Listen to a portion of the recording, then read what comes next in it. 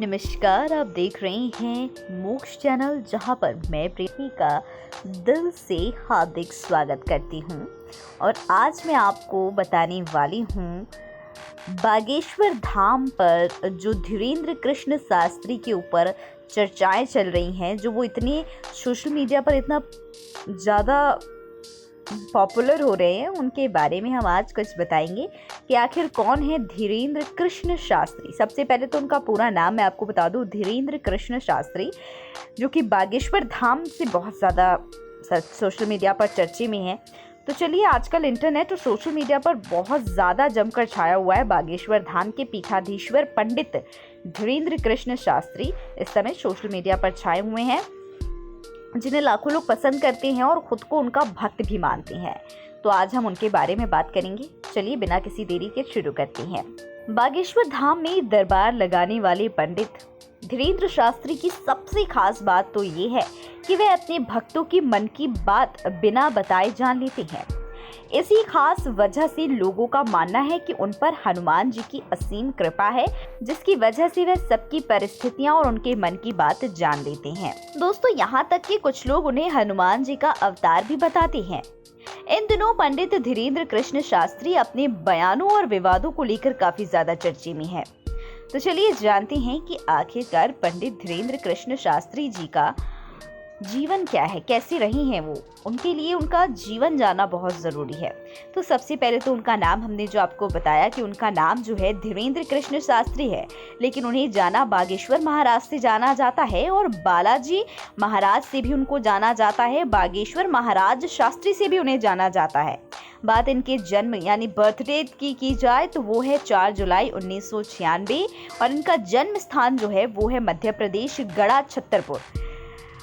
इनके जो सबसे परम मित्र हैं वो है मुबारक एवं राजा राम, शेख मुबारक और राजा राम। इनकी भाषा संस्कृत, बुंदेली, हिंदी और अंग्रेजी है। इनके पिता रहे हैं राम कृपाल गर्ग, माताजी हैं सरोज गर्ग और इनके गुरु जो हैं वो हैं श्री दादाजी महाराज सन्यासी बाबा।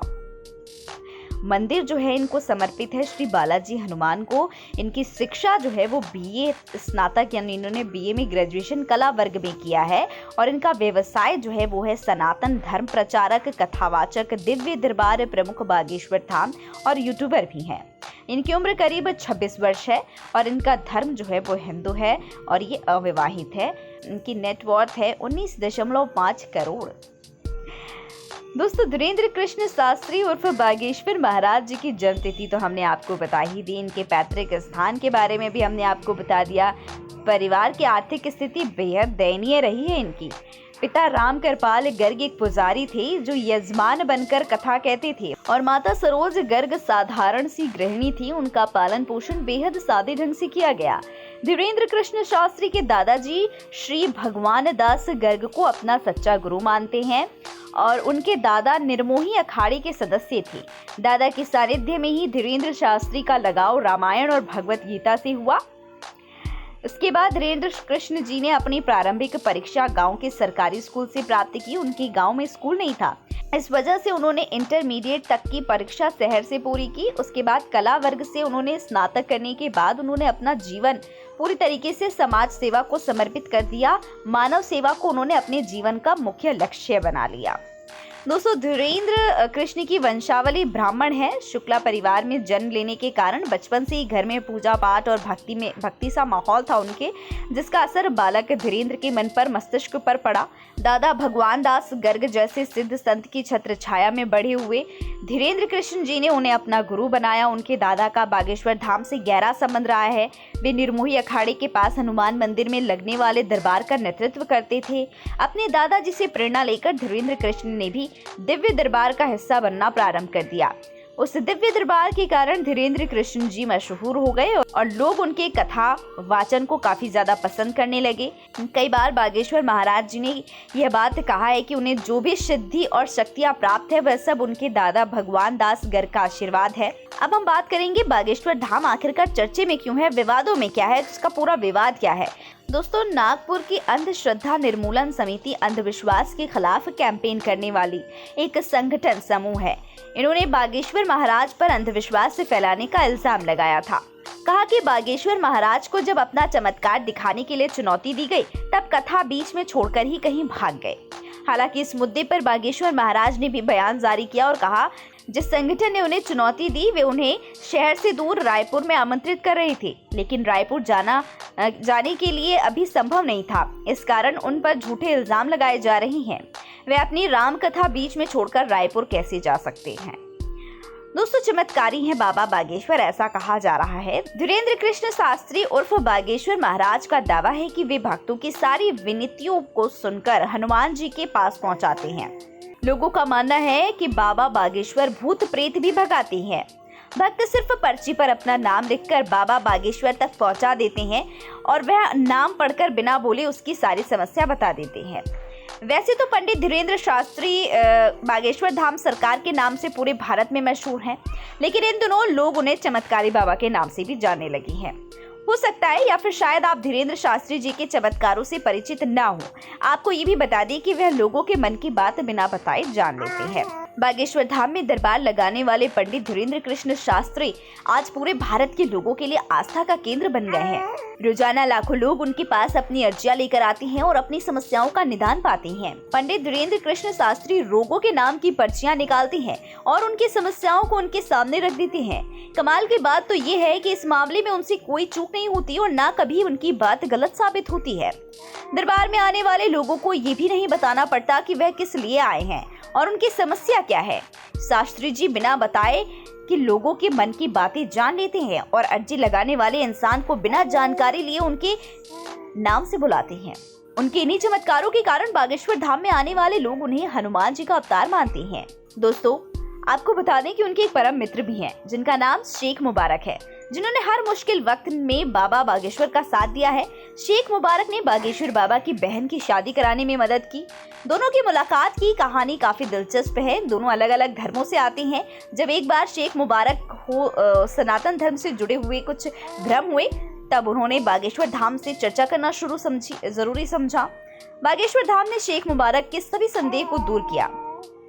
दोनों ने अपने अपने धर्मों पर खूब बातें की और यहीं से इनकी गहरी दोस्ती हो गई। बाबा बागेश्वर धाम कथा के दौरान अपने परम मित्र का नाम अक्सर लेते रहते हैं। दोस्तों, बागेश्वर धाम क्या है? तो दोस्तों, बागेश्वर धाम मंदिर मध्य प्रदेश का सुप्रसिद्ध मंदिर है, जहां पंडित धीरेन्द्र कृष्ण शास्त्री अपना दरबार लगाते हैं। यह धाम मध्य प्रदेश के छतरपुर जिले के गड़ा गांव में स्थित है, जो प्रभु श्री राम के सबसे बड़े भक्त हनुमान जी को समर्पित है। बागेश्वर धाम में प्रत्येक मंगलवार पंडित धीरेन्द्र कृष्ण शास्त्री जी अपना दरबार लगाते हैं, जहां लोग देश के कोने कोने से अपनी अर्जियां लगाने आते हैं। अब बता दें कि अर्जी लगाने का तरीका क्या होता है। तो जो श्रद्धालु बागेश्वर धाम पहुंचना चाहते हैं उन्हें सबसे पहले बाबा के दरबार में रजिस्ट्रेशन करवाना होता है। रजिस्ट्रेशन कराने के बाद उन्हें एक टोकन दिया जाता है। रजिस्ट्रेशन के दौरान श्रद्धालुओं से उनका मोबाइल नंबर और नाम पता इत्यादि ये सारी जानकारी ली जाती है। फरियादी बालाजी अर्थात हनुमान जी व महादेव शिव को अर्जी लगाते हैं। यह प्रक्रिया यहीं खत्म हो जाती है। इसके बाद मंदिर परिसर में प्रवेश करेगा, तभी वहां हजारों की संख्या में लाल और काले रंग की पोटली मिलेंगी। पोटली में वह नारियल बांधकर अपनी समस्या दोहराते हुए दरबार तक पहुंचेंगे। काली पोटली भूत प्रेत इत्यादि समस्याओं के लिए होती है और लाल पोटली अन्य घरेलू समस्याओं के लिए की जाती है। नारियल बांधकर अर्जी लगाने की प्रक्रिया खत्म हो जाती है।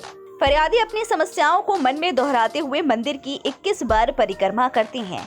कहा जाता है कि यहाँ अलौकिक शक्तियाँ निवास करती है जो श्रद्धालुओं की मदद करती है। दरबार का समय मंगलवार और शनिवार होता है। अब बात की जाए कि बाबा बागेश्वर धाम के अनमोल वचन क्या होते हैं, तो कथा वाचन के दौरान बाबा कई ऐसी अनमोल बातें कहती हैं जो प्रत्येक मनुष्य के जीवन में बहुत काम आती है। उनके सुविचार कुछ इस तरीके से हैं जो हम आपको अब बताने जा रहे हैं। विद्यार्थियों ने अपने अपने रोज के जीवन में माता पिता और गुरु को प्रणाम करना शुरू कर दिया। उनकी बल, आयु और विद्या बढ़ने से कोई नहीं रोक सकता है। जो लोग हर समय अभाव के बारे में सोचते रहते हैं, उनको नहीं पता है कि यदि अभाव नहीं होगा तो प्रभाव का महत्व कभी नहीं पता चलेगा। जो लोग अभाव में होते हैं वह ज्यादा भजन करते हैं, प्रभाव के समय भजन नहीं हो सकता। सुख और दुख को झूले की गति से देखिए। दुख का झूला जितना पीछे जाएगा, सुख का झूला उससे और आगे जाएगा। प्रार्थना मनुष्य को हर बुरे समय से बचा सकती है। इस तरीके के कुछ निम्न कथा वाचन जो हैं वो पंडित धीरेन्द्र शास्त्री जी करते हैं। आपको बता दें कि पंडित धीरेन्द्र शास्त्री जी को कई सारे सम्मान भी मिले हैं। साल 2022 में पंडित धीरेन्द्र कृष्ण शास्त्री जी को 3 पुरस्कारों से सम्मानित किया गया। जून 2022 में ब्रिटेन दौरे पर इन्हें संत शिरोमणि पुरस्कार के साथ साथ वर्ल्ड बुक ऑफ लंदन और वर्ल्ड बुक ऑफ यूरोप नामक पुरस्कारों से भी सम्मानित किया गया।